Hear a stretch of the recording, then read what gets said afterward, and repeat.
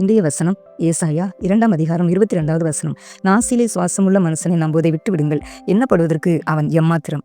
வசனத்திலே பார்த்தோமானால் நாசிலே சுவாசமுள்ள மனுஷனை நம்புவதை விட்டுவிடுங்கள் என்று சொல்லப்பட்டிருக்கிறது. பிரியமானவர்களே, இன்றைக்கு ஒருவேளை கேட்டுக்கொண்டிருக்கிற வசனத்தை கேட்டுக்கொண்டிருக்கிற குடும்பத்தின் பிள்ளைகள் நீங்கள் யாராக இருந்தாலும் கூட, ஒருவேளை நீங்கள் மனிதர்களை நம்பி அநேக காரியங்களிலே நீங்கள் ஏமாந்து போயிருக்கலாம். அவர்களுடைய வார்த்தைகளினாலே, அவர்களுடைய அழகாய் பேசி உங்களை வசப்படுத்தி சில காரியங்களை, உங்கள் குடும்பத்தின் காரியங்களில் சில காரியங்களை உங்களுக்கு செய்து தருவதாக ஏமாற்றி, நான் இப்படியாக செய்து தருகிறேன் என்று சொல்லி உங்களிடத்திலிருந்து கூட பணத்தை கூட நீங்கள் அவர்கள் வாங்கியிருக்கலாம். இப்படியாக நான் செய்து தருவேன் என்று சொல்லி உங்களை ஏமாற்றியிருக்கலாம். ஆனால் மனிதர்கள் அப்படித்தான் செய்வார்கள் பிரியமானவர்களே. ஆனால் ஏசப்பா சொல்கின்றார், கர்த்தர் சொல்கின்றார், நாசிலே சுவாசமுள்ள மனுஷனை நம்புவதை விட்டு விடுங்கள் என்று சொல்லப்பட்டு இருக்கிறது. இன்றைக்கு நீங்கள் கூட ஏமாந்து போயிருந்திருக்கலாம். ஆனால் இனிமேல் நீங்கள் ஜாக்கிரதையாக நடந்து கொள்ளுங்கள். மனுஷனை நீங்கள் நம்பாதீங்க.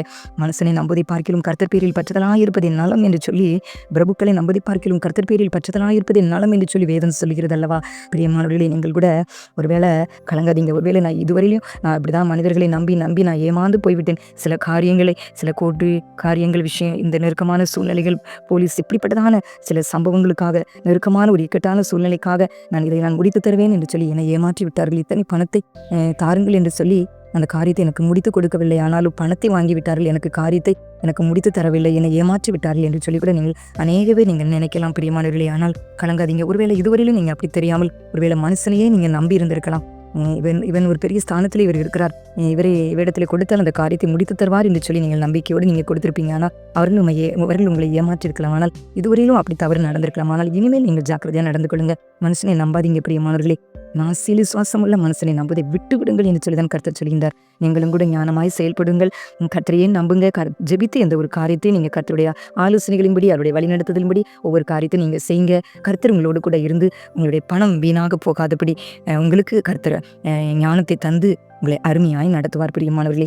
அப்படியாக நீங்கள் கர்த்தரையே சார்ந்து கொள்ளுங்கள். மனிதர்கள், அந்த உலகத்திலே மனிதர்களுடைய ஆலோசனைகள், மனிதர்களுடைய காரியங்கள், ஒத்தாசைகள் நமக்கு தேவைதான். உலகத்திலே நாம் வாழ்கிறோம், தேவைதான். ஆனாலும் கூட முழு மனிதர்களையே சார்ந்து கொள்ளாதபடி கர்த்தரை சார்ந்து கொண்டு கர்த்தரிடத்தில் ஆலோசனைகளை கேட்டு அதன்படி ஞானமாய் நீங்கள் செயல்படும் பொழுது வீணான உங்களுடைய பணச்செலவுகளுக்கு வீண் வராதபடிக்கு, செலவுகள் வராதபடிக்கு நீங்கள் ஞானமாய் செயல்பட முடியும். கர்த்தர் உங்கள் காரியங்களிலே செயல்படுத்தி அற்புதத்தை காண செய்வார் பிரியமானவர்களே. அப்படிப்பட்ட கிருபைகளை தேவன் உங்களுக்கு தந்தல்வராக. ஆமென்.